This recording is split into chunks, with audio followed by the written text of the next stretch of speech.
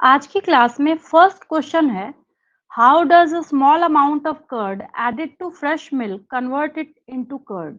Mention a nutritional quality that get added to the curd. ठीक है, मतलब यहाँ पे पहले फर्स्ट पार्ट में आपसे ये पूछा जा रहा है कि अगर आपके पास इस वेसल में मिल्क है, ठीक है, और आपने इसमें क्या किया, अगर एक स्पून में ले जाके छोटा-सा पार्ट भी अगर कर्ड का इसमें ऐड कर दिया, तो ये कंप्लीट मिल्क को ये क्या करेगा, कर्ड में ट्रांसफ़ॉर्म करने का काम करेगा। पहली बात तो ये है, ठीक है? फर्स्ट क्वेश्चन का पार्ट ये है कि ये कैसे करता है। सेकंड पार्ट है क्वेश्चन का कि क्या न्यूट्रिशनल वैल्यू उसकी बढ़ जाती है? ऐसा क्या करता है, क्या स्पेशल होता है कि उसकी न्यूट्रिशनल वैल्यू जो है वो इंक्रीज़ हो जाती है, ठीक है? तो पहले मैं आपको क्वेश्चन का आंसर समझा देती हूँ। अब यहाँ पे पूछा जा रहा है हाउ, कैसे करता है? Because curd contains a specific bacteria that is lactic acid bacteria, जिसको शॉर्ट में मैंने आपको सिखाया था LAB। और ये वो बैक्टीरिया है जो कि रिस्पॉन्सिबल है मिल्क को कर्ड में ट्रांसफ़ॉर्म करने के लिए। अब क्वेश्चन का सेकंड पार्ट है कि ये न्यूट्रिशनल वैल्यू को कैसे इंक्रीज़ करता है? तो न्यूट्रिशनल वैल्यू को ऐसे इंक्रीज़ करेगा कि उसका विटामिन B12 जो है, उसकी क्वालिटी न्यूट्रिशनल क्वालिटी जो है वो विटामिन B12 को ऐड करके इंक्रीज़ किया जाता है, ठीक है? तो फटाफट इसको लिख लेते हैं हम लोग, आंसर आपको समझ आ गया होगा, आसान-सा आंसर है। और ऐसे ही क्वेश्चन्स आपसे पूछे जाएँगे, आसान है, सेक 2 पार्ट कर दिया गया है इसको। चलिए फटाफट करते हैं। A large number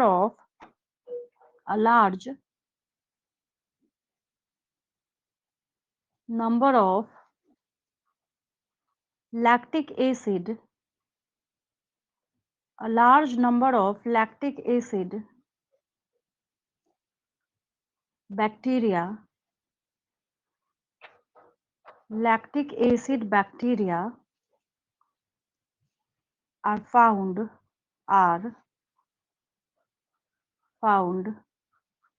in small amount of curd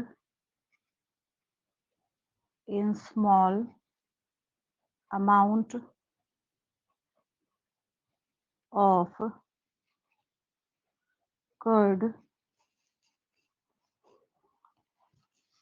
which multiply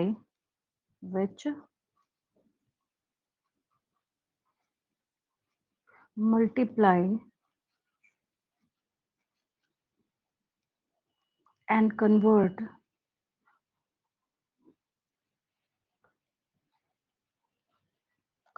the milk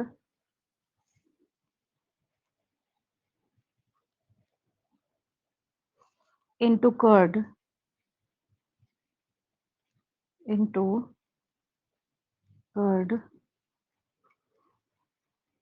by producing the lactic acid, by producing the lactic acid, producing the lactic acid। और नेक्स्ट पार्ट इसका लिख लीजिए यहाँ पे, साथ में कंटिन्यू भी कर सकते हैं। The nutritional quality the nutritional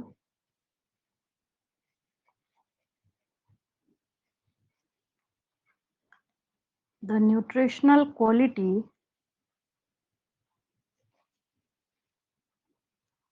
improves by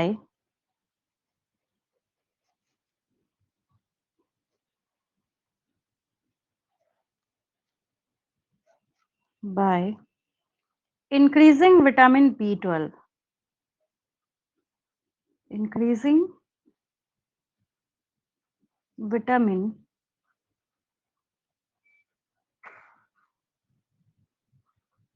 B12, B12। ठीक है, हो गया ये। चलिए, ये एक आसान सा सिंपल सा क्वेश्चन था। अब नेक्स्ट क्वेश्चन जो है वो आप कर रहे हैं पिछली क्लास में, बस हम क्या करेंगे, उसका स्टेटमेंट चेंज करेंगे यहाँ पे।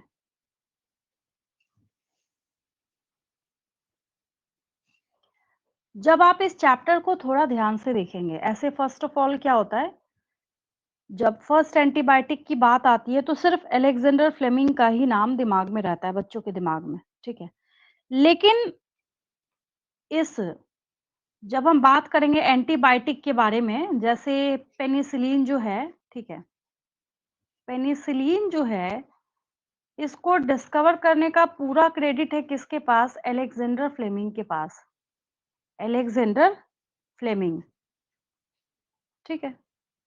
लेकिन ये पेनिसिलिन जो है, इसके पास कंप्लीट जो पोटेंशियल है और कितना इफ़ेक्टिव है एज़ एन एंटीबायोटिक, ये सब बताने का काम किसने किया था?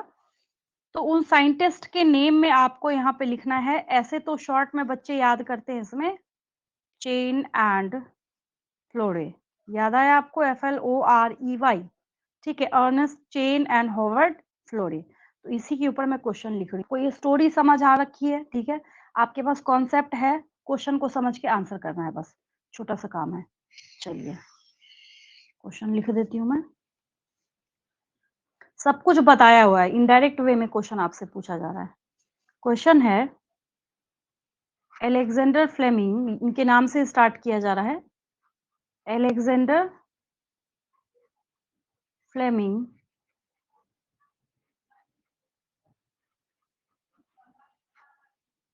Alexander Fleming discovered penicillin, discovered penicillin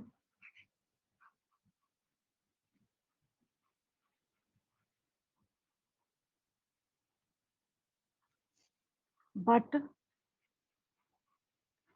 its full potential, but its full potential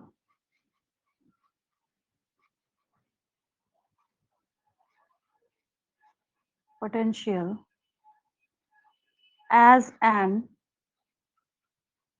effective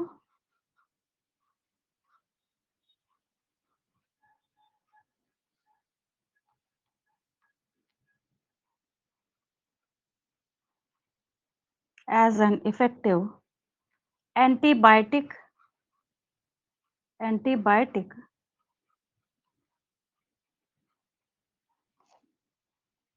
was was established by other scientists other scientists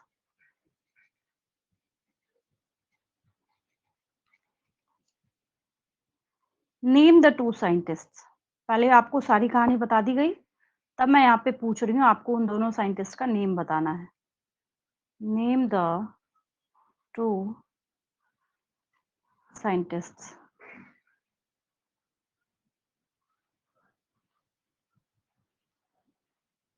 चलिए, आंसर लिख लीजिए, पता ही है आपको। Answer is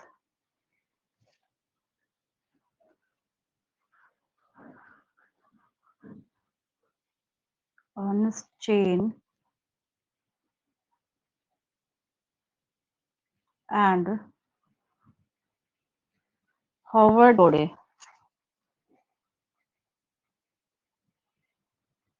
Howard Florey. हो गया ये?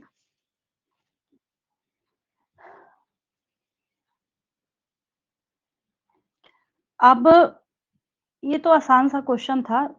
आसान तब है जब आपको इनका नाम याद हो, नाम ही याद नहीं होगा तो फिर तो कोई फायदा ही नहीं है इस क्वेश्चन का, है ना? चलिए, नेक्स्ट क्वेश्चन है, आपने पढ़ा था चैप्टर के स्टार्टिंग में ही, शुरुआत में ही आपने पढ़ा है कि एक ट्रेडिशनल ड्रिंक है जिसको हम लोग टोडी कहते हैं, टोडी या टोडी, TODDY, ठीक है? तो ये एक ट्रेडिशनल ड्रिंक है, तो ये कैसे बनता है? ये पाम ट्री के सैप से बनता है। कौन से प्रोसेस के थ्रू बनता है? बाय फर्मेंटेशन से बनता है, ठीक है? तो इसके लिए मैं क्वेश्चन लिख रही हूँ आपके लिए। चलिए, नेक्स्ट क्वेश्चन है, Name the plant. Name the plant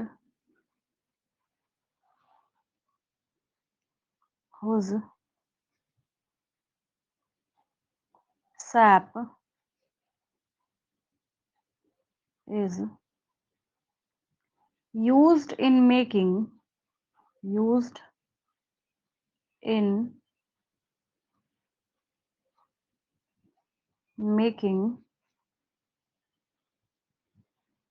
toddy. TODDY.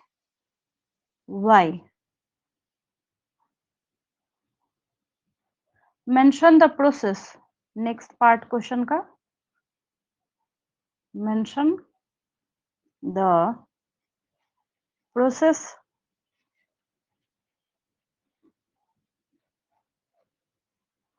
involved in it. Involved in it. चलिए. Answer is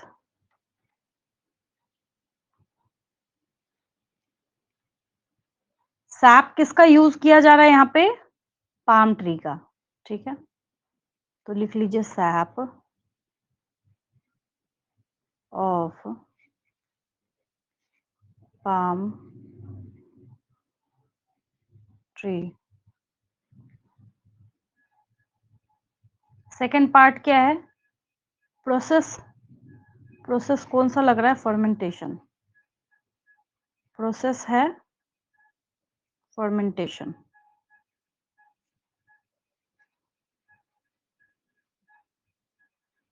फर्मेंटेशन हो गया. बस यही क्वेश्चन है. हमने आपको पिछली क्लास में साइक्लोस्पोरिन ए के ऊपर क्वेश्चन कराया था, उस क्वेश्चन को उल्टा कर रही हूँ. मतलब पिछली क्लास में मैंने पूछा था, क्वेश्चन था, मैं आपको एक बार शो कर देती हूँ. देखिए ये क्वेश्चन था.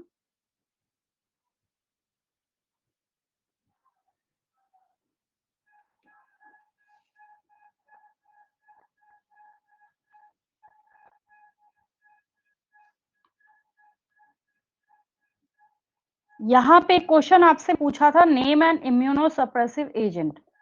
क्वेश्चन यहाँ उल्टा है. यहाँ मैं पूछ रही हूँ इम्यूनोसप्रेसिव एजेंट का नाम आपको बताना है. अभी मैं इस क्वेश्चन को उल्टा करके ये लिख रही हूँ, what is the medical use of cyclosporin A.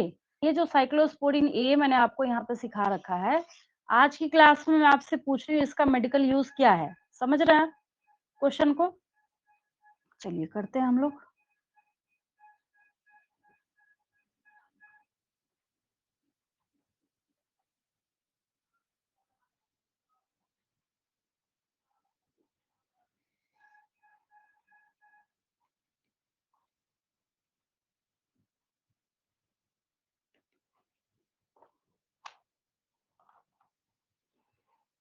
Question is what is the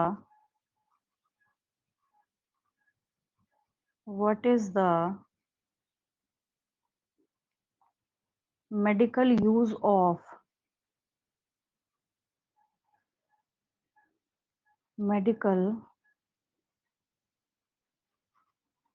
of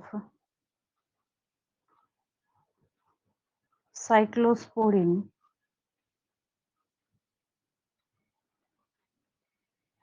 A.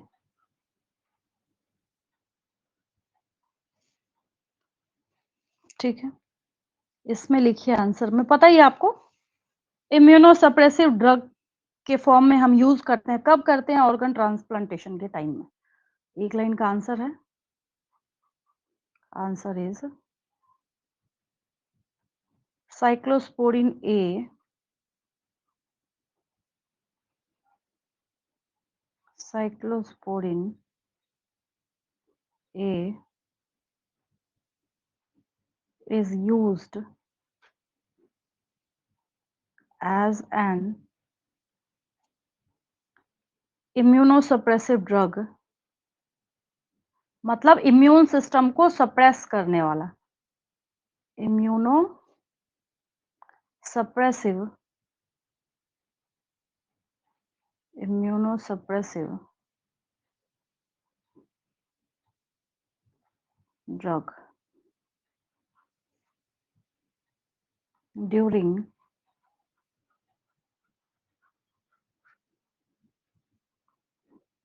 organ transplantation। बस हो गया, organ transplantation।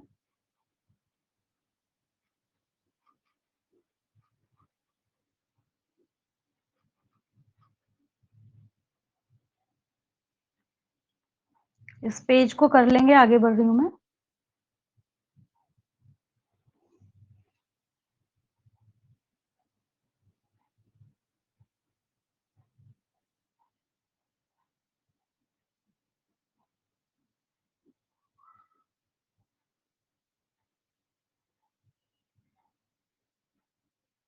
हो गया मैम।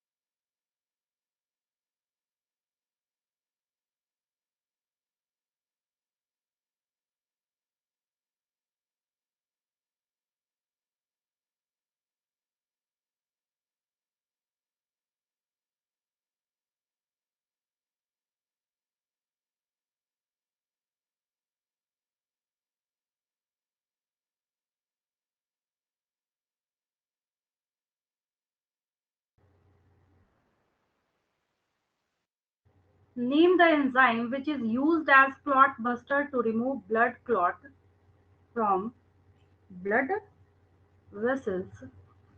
मैम आपकी स्क्रीन अभी भी नहीं दिख रही।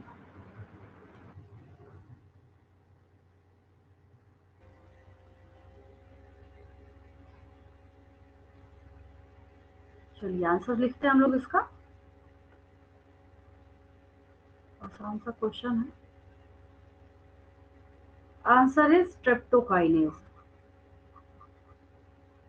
Answer is streptokinase.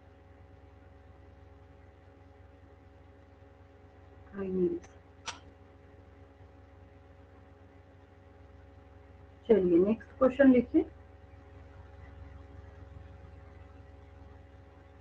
जो सबसे ज्यादा पूछा जाता है, बहुत ज्यादा पूछा जाता है, ये चेक करने के लिए कि बच्चों को याद है या नहीं याद है। आपको याद होगा इस चैप्टर में स्पेशली दो ऐसी बैक्टीरिया का नाम लिखा गया है जो नाइट्रोजन को फिक्स करने का काम करते हैं। तो हम लोग भी लिख लेते हैं यहाँ पे, name any two free living. Free living का मतलब अगर वो कॉलोनी ना बना के रहे तब भी वो क्या कर सकते हैं, सर्वाइव कर सकते हैं। Name any two free living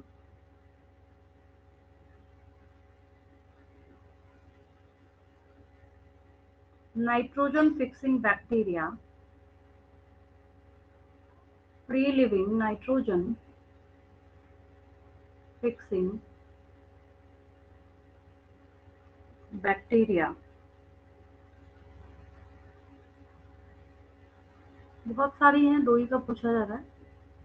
तो यहाँ पे एक Azotobacter. Answer is first one is AZOTO। Azotobacter नाम देख के पता चल रहा है what is this, bacteria, Azotobacter. ठीक है। एजोस्पाइरिलम, स्पाइरिला शेप्स पढ़े थे ना 11th क्लास में आपने। विब्रियो होगा तो कॉमा शेप्ड होगा, बैसिलस होगा तो रॉड शेप्ड होगा, स्टेफिलोकोकस जैसे हम लोग बोलते हैं। तो उसी तरीके से यहाँ पे next one is Azospirillum. Z जैसा नहीं दिख रहा, जेड ओ एजोस्पाइरिलम मतलब स्पाइरल शेप का है ये, एजोस्पाइरिलम। फायदा ये है, अगर आप ऑनेस्टली कर रहे हैं तो आपको मैं ऐसे करके पूरा चैप्टर याद कराती जा रही हूँ साथ के साथ, अगर आप ऐसे सोचें। चलिए नेक्स्ट हम लोग करते हैं। नेक्स्ट आपने जो पढ़ा है इंटरफेरोन के ऊपर मैंने आपको क्वेश्चन करा रखा है, और वहां मैंने शायद आपसे क्या पूछा था, मैं एक बार देख लेती हूँ इंटरफेरेंस के रिगार्डिंग। जो मैंने आपको समझाया था कि जो वायरस इन्फेक्टेड सेल्स होते हैं वो क्या करते हैं, इंटरफेरोन्स को सिक्रीट करने का काम करते हैं ताकि दूसरा जो सेल है वो बच जाए, है ना। एक बार मैं रिकॉल कर लेती हूँ क्या क्वेश्चन मैंने दिया था, तो उसको उल्टा करके मैं लिखती हूँ। ये सब हमने यहाँ से स्टार्ट करा था। Then this,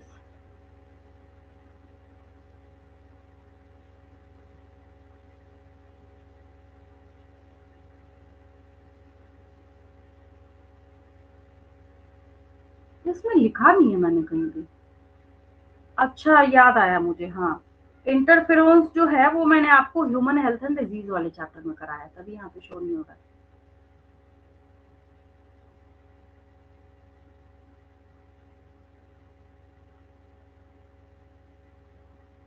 क्योंकि हम लोग क्या देख रहे हैं यहाँ पे, microbes in human welfare.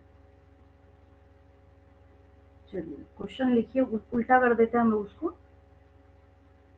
What are interferons interferons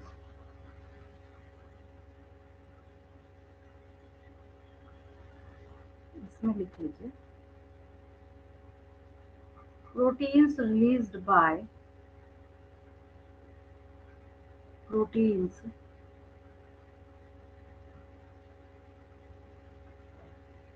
released by, बताइए आपको, cells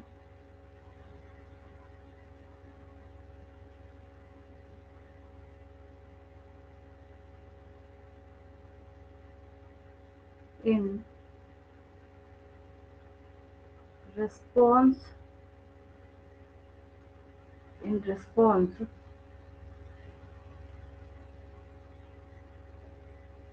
to viral infection, to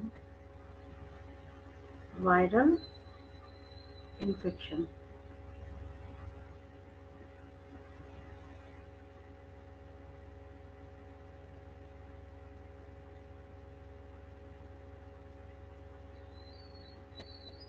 which they help to combat are called interferons। और वहां मैंने क्या लिखा था, virus infected cells secrete a specific protein which is known as interferon. ठीक है, वही चीज है, रिपीट हो गया और रिवाइज हो गया आपका, कॉल्ड इंटरफेरोन्स। आगे बढ़ते हैं हम लोग, ये आपका लिखा हुआ है इंटरफेरोन्स।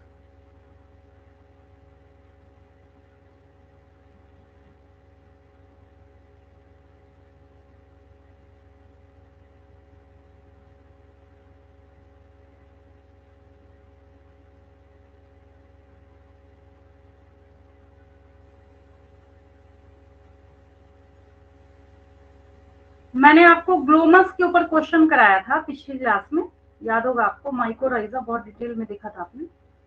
तो यहाँ पे उस क्वेश्चन को मैं थोड़ा लॉन्ग करके दो पार्ट में करके दे रही हूँ आपको। चलिए, क्योंकि आपकी मार्किंग स्कीम के अकॉर्डिंग भी चलना पड़ेगा, उसके अकॉर्डिंग भी। चलिए नेक्स्ट क्वेश्चन इज, माइकोराइजा जब हम लिखते हैं तो अगर हमें उसको प्लूरल बनाना हो तो हम लास्ट में ई ऐड कर देते हैं, माइकोराइजी हो जाता है वो, है ना। हाउ डू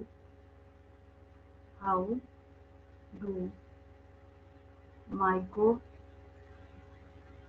RRHIZA, इतना तो आप लिखते ही हैं माइकोराइजा। अब इसमें ई ऐड कर देंगे, mycorrhizae is the plural word, ठीक है। Function as biofertilizers. अब आप सोचेंगे कमाल है, हमने ये तो सुना था कि ये क्या करता है, एसोसिएशन में रहता है रूट्स ऑफ हायर प्लांट्स के साथ। लेकिन ये बायो फर्टिलाइजर की तरह काम कैसे करेगा उसको भी सीखेंगे हम लोग। यहाँ पे मैं आपको बता रही हूँ, समझा रही हूँ। फंक्शन एज बायो फर्टिलाइजर, बहुत अच्छा काम है इसका, बायो फर्टिलाइजर्स।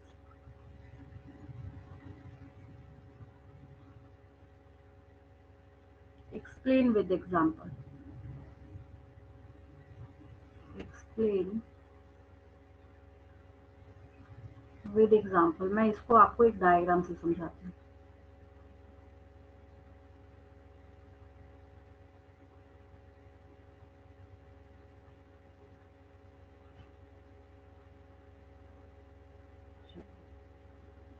एक इमेज है बढ़िया, अगर दिख जाता है तो अच्छी बात है, उसके थ्रू मैं आपको समझाती हूँ माइक्रोराइजा का वर्क।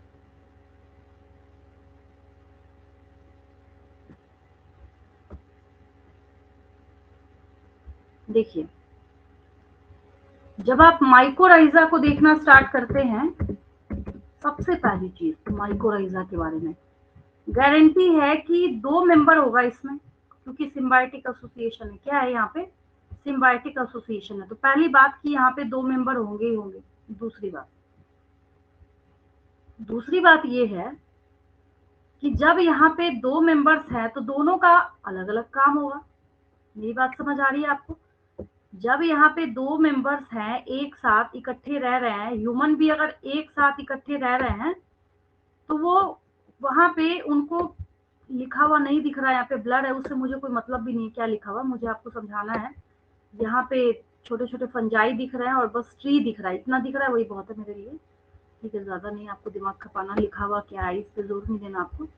और एक और इमेज है, देखिए ये है, ये जैसे हम इसकी बात करते हैं, ठीक है, इसको अगर हम यहाँ करते हैं समझाने के लिए, इसको मैं हटा दूंगी, उतना स्पेस डायग्राम ले लेगा तो फिर मैं लिखूंगी कहाँ, है ना।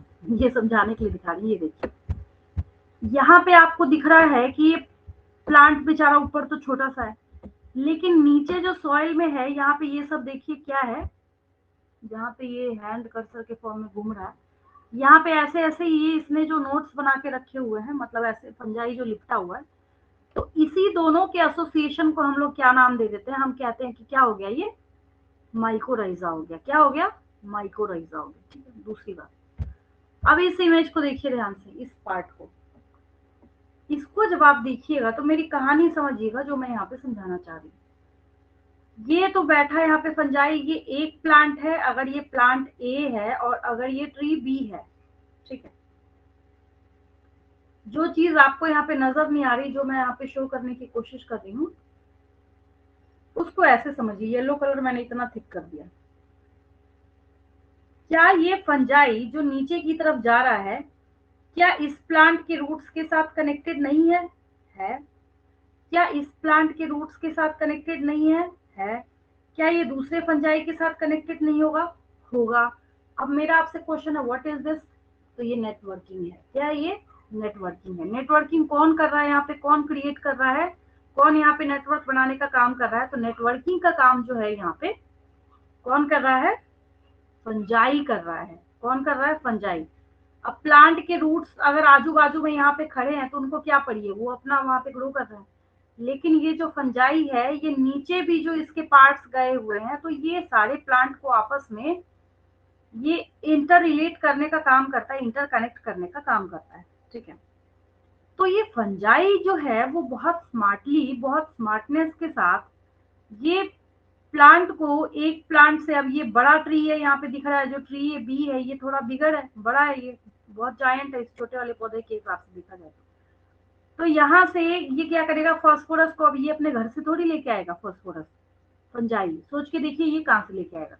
तो ये क्या करेगा, इस प्लांट बी से फास्फोरस को लेके प्लांट ए को सप्लाई कर देगा। ठीक है, बोला जाता है कि सॉइल में से ये फास्फोरस वगैरह को लेके क्या करेगा, प्लांट को सप्लाई करने का काम करता है। ठीक है, तो ये काम किसका है? जो फंजाई एसोसिएटेड है रूट्स ऑफ हायर प्लांट्स के साथ। ये सारी कहानी उसकी। आपको समझ आया? तो एक क्वेश्चन को जब आपने दूसरे तरीके से लिखा तो आपने बहुत सारी चीजें उसके रिगार्डिंग जो है वो सीखी भी हैं। ठीक है, तो ये क्वेश्चन है, अब मैं इसका आंसर लिख देती हूँ आपके लिए। थोड़ा हैंग कर दिया ये।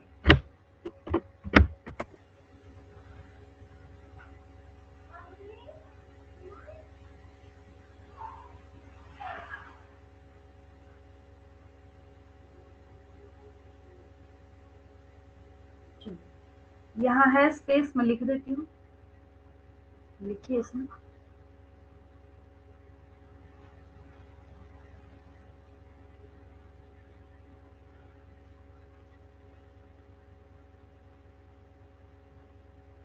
Answer is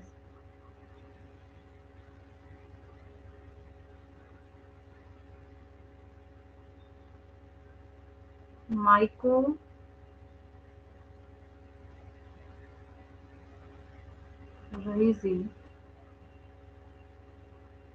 are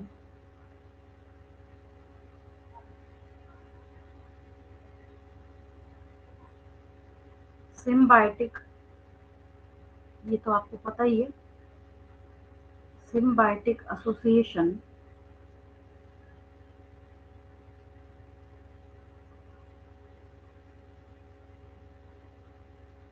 between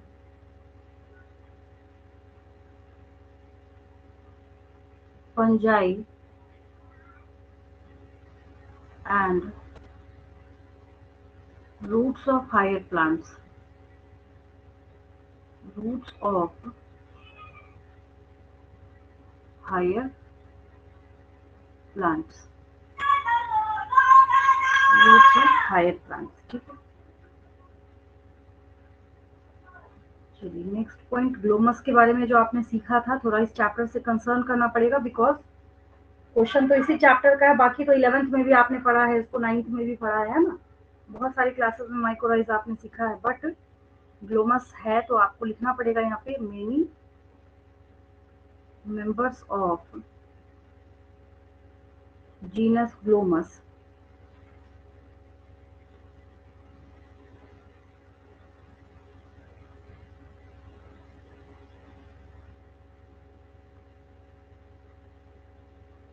many members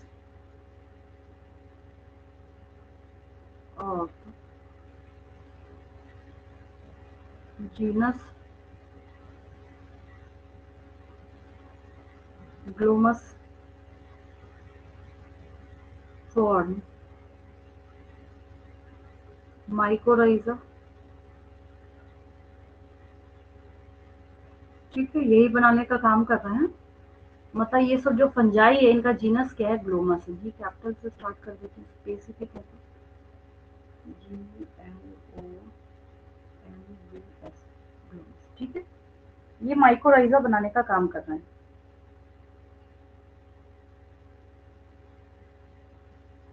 These fungal symbiont, these fungal symbiont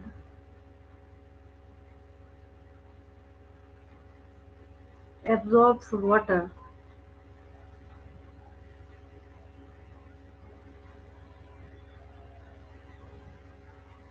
and minerals like phosphorus, minerals like phosphorus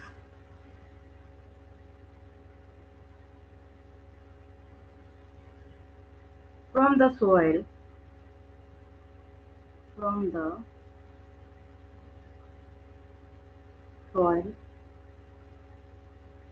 and provide them to the plant। किसको देगा ये, plants को देगा। and provide them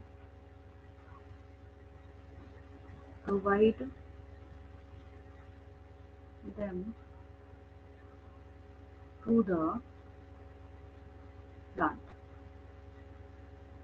प्लांट्स को क्या करेगा, ये प्रोवाइड करने का काम करेगा। ठीक है, हो गया, ये आंसर लिख लीजिए। डायग्राम बनाने की कोई जरूरत नहीं, कुछ दिख भी नहीं रहा है वैसे।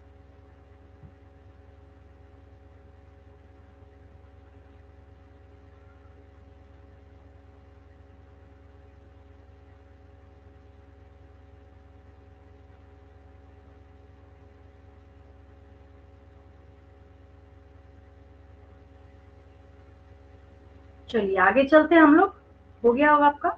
नेक्स्ट क्वेश्चन पे मूव करते हैं। एक और हम इम्पोर्टेंट यहाँ पे क्वेश्चन करने जा रहे हैं, जो आप बायो एक्टिव मॉलिक्यूल्स के बारे में जब आप पढ़ाई कर रहे थे तो मैंने आपको बहुत डिटेल में वहां पे स्टैटिन्स सिखाया था। स्टैटिन्स याद आया? इसके ऊपर हम लोग क्वेश्चन कर रहे हैं। जब सब कर ही रहे हैं तो एक आधा पार्ट हम छोड़े क्यों, है ना? कुछ भी पूछा जा सकता है आपसे।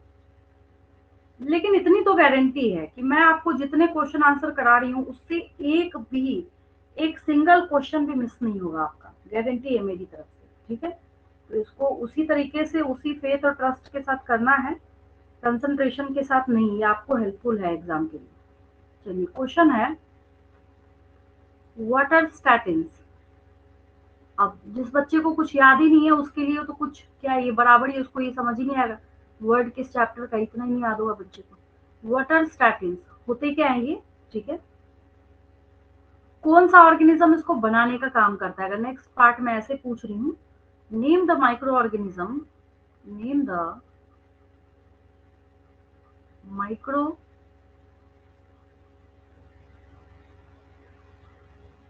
organism that produces this,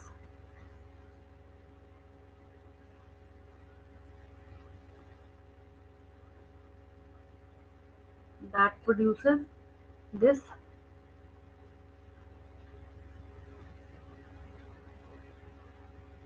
और एक पार्ट क्या हो सकता है, how is it medically important, how is it medically important, medical field में क्या इंपॉर्टेंस है इसकी, मेडिकली इंपॉर्टेंट।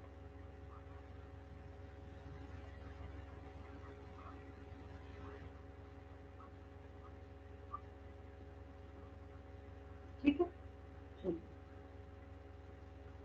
पहले मैं आपको याद दिला दूं, एक बार पढ़ाया हुआ तो है ही मेरा, मैं रिकॉल करा देती हूँ एक बार। देखिए, what are statins, what are statins? Statins are cholesterol reducing agents, cholesterol reducing agents या कोलेस्ट्रॉल लोअरिंग एजेंट्स, जो अच्छा लग रहा है आपको आप लिखिए। Statins are cholesterol reducing agents, आपकी बॉडी में, ब्लड में कोलेस्ट्रॉल को कम करने का काम करता है स्टैटिन। ठीक है, एक याद हो गया आपको, statins are cholesterol reducing agent, पहली बात। दूसरी बात, the second part of the question is name the micro organism that produces this. The microbe which is responsible for production of this statin is Monascus purpureus, Monascus purpureus। लेकिन यहाँ पे एक और कौन सी बात छिपी हुई है? अब ये मोनास्कस परप्यूरियस है क्या? What is this? Bacteria, fungi, virus, क्या है ये? तो मोनास्कस परप्यूरियस क्या है? यीस्ट है। मैंने कोई क्राइटेरिया नहीं छोड़ा इस क्वेश्चन का, आजू बाजू का जितना इसका कोड होता है सब तरफ से मैं इसको घुमा फिरा के आपको समझा रही हूँ। ठीक है, तो product is statin, microbe is Monascus purpureus। What is this yeast? What is its function? It is responsible for lowering of cholesterol in blood। ये ब्लड में कोलेस्ट्रॉल को कम करने का काम करता है। सारी चीजें क्लियर हो गई? ठीक है, तो अब हम लोग इसको लिख लेते हैं। मैंने आपको ये याद दिला दिया, याद हो गया आपको? चलिए फटाफट करते हैं इसको। तो यहाँ पे ये स्टैटिन हो गई, ये भी काफी ज्यादा इंपॉर्टेंट है। यहीं से स्टार्ट करते हैं। व्हाट आर स्टैटिन्स, पहला पार्ट यही पूछा जा रहा है ना, तो यहीं से लिखिए, सीख ही चुके हैं आप। Statins are cholesterol reducing agents, cholesterol reducing agents, पहली बात। माइक्रो जो सोर्स है उसको लिखते हैं हम लोग next, then Monascus MONASCUS, Monascus purpureus PUREUS,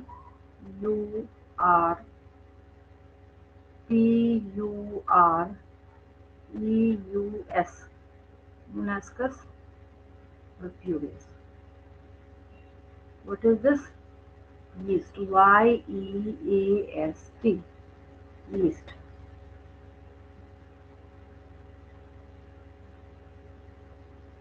ऐसे करके आगे लिख लीजिए. सोर्स ऑफ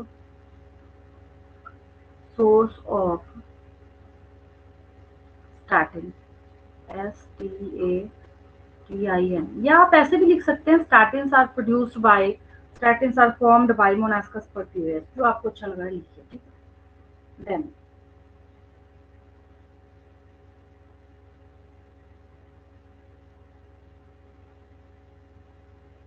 कैसे काम करता है ये? ब्लड में कोलेस्ट्रॉल को कम करने का काम करता है. दे एक्ट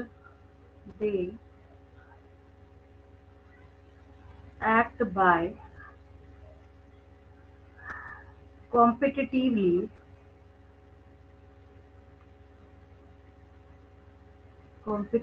इसको मैं समझा रही हूँ. कॉम्पिटिटिवली मैं क्यों लिख रही हूँ यहाँ पे. ठीक है. छोटा सा एक 11th का पोर्शन था, वो मैं याद दिलाऊंगी यहाँ पे आप. दे act by competitively inhibiting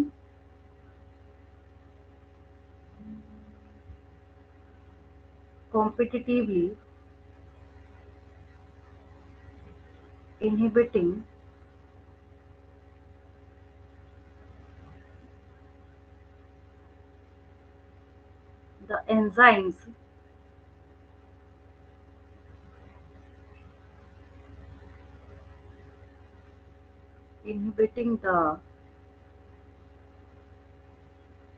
enzymes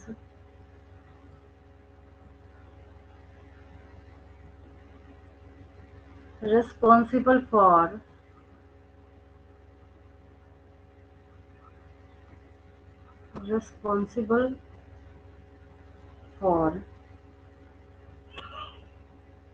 synthesis of.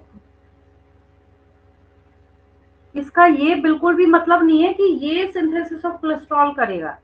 मैं यहाँ पे आपको समझा रही हूँ, ये इनहिबिट करता है उसको. वैसे एंजाइम की तरह ये मैं समझा रही हूँ. पहले मैं इस सेंटेंस को कंप्लीट कर दूं. Synthesis of cholesterol,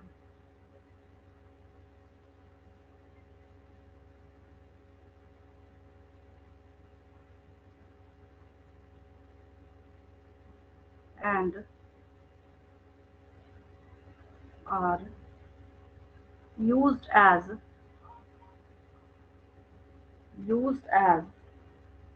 blood cholesterol lowering agents. Reducing agent भी बोल सकते हैं, लोअरिंग एजेंट भी बोल सकते हैं.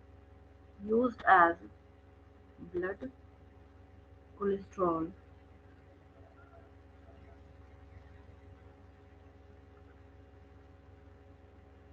Lowering agents.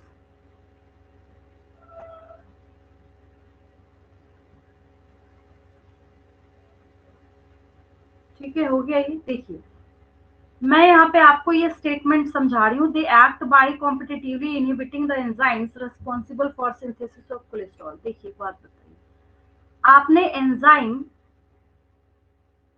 प्लस सबस्ट्रेट का रिलेशनशिप पढ़ा था आपने 11th क्लास में. याद नहीं तो मैं याद दिला देती हूँ. एंजाइम जो है, अगर मैं यहाँ पे ये एंजाइम बना रही हूँ, तो इस स्लॉट में आके बिल्कुल इसी शेप का यहाँ पे सबस्ट्रेट फिक्स होगा, और ये एंजाइम है. इसको आप ईएस कॉम्प्लेक्स बोलते थे, एंजाइम सबस्ट्रेट कॉम्प्लेक्स. तो अब मान लीजिए ये सबस्ट्रेट जो है, इसका काम है कोलेस्ट्रॉल बनाने का. ठीक है. तो ये स्टैटिन जो है, ये क्या करता है, इस सबस्ट्रेट की बजाय खुद ही आके चिपक जाएगा यहाँ पे, इसके जैसा. इसको कॉम्पिटिटिव इनहिबिशन पढ़ा था आपने. मतलब कि सबस्ट्रेट और एक दूसरी चीज जो कि वैसा ही उस सबस्ट्रेट जैसा दिखता है, बट काम वैसा नहीं करेगा, वो जाके एंजाइम से चिपक जाएगा और उसके काम को बंद कर देगा. याद आया? इसको हम कॉम्पिटिटिव इनहिबिशन बोल रहे थे. तो यहाँ पे तभी मैंने यहाँ पे लिखा है कि they act by competitively inhibiting the enzymes responsible for synthesis of cholesterol and are used as blood cholesterol lowering agents. ये आपके ब्लड में इस तरीके से बहुत स्मार्टनेस के साथ कोलेस्ट्रॉल को कम करने का काम करता है, फसाद ही खत्म कर देगा। बोलता है अच्छा कोलेस्ट्रॉल बन रहा था, तो ये देखता है कोलेस्ट्रॉल कैसे बनता है, तो जैसे बन रहा था तो ये उसके साथ जाके क्या होता है, खुद ही अटैच हो जाता है, खुद ही चिपक जाता है, जिससे कि पॉसिबल ही नहीं है कि क्या हो, वहां पे कोलेस्ट्रॉल फॉर्म हो सके आपकी बॉडी में। ठीक है, चलिए एक लास्ट क्वेश्चन हम लोग करते हैं। आप जब microbes in human welfare chapter की पढ़ाई कर रहे थे तो वहां पे आपने सीखा था प्राइमरी ट्रीटमेंट और सेकेंडरी ट्रीटमेंट, दो ट्रीटमेंट मैम हर बच्चे को याद है। 9:45 पे हमारी फिजिक्स की क्लास है। अच्छा ठीक है, ठीक है, ठीक है, बस मैं 5 मिनट में ओवर कर देती हूँ। चलिए क्वेश्चन में लिख ही देती हूँ, उसके बाद में लेक्चर दूंगी आपको। Why is secondary treatment, why is secondary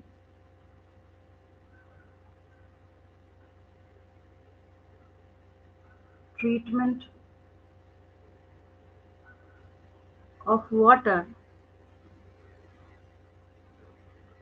in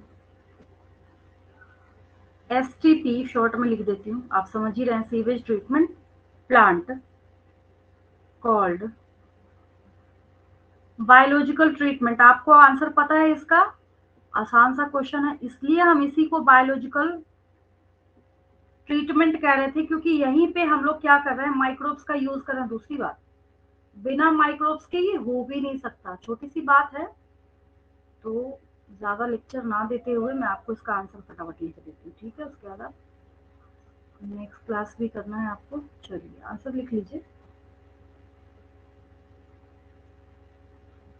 in this treatment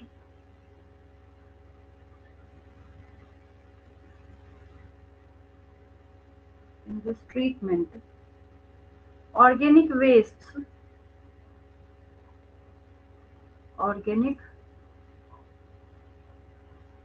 wastes of sewage water are decomposed by certain microbes, are decomposed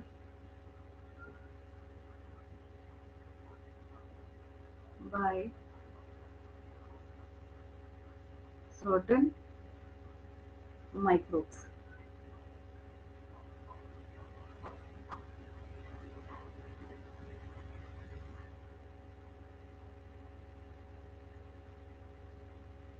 in water, बस हो गया। इसके आगे नेक्स्ट क्लास में मैं कंटिन्यू करती हूँ आपको, ठीक है, चलिए लीव कर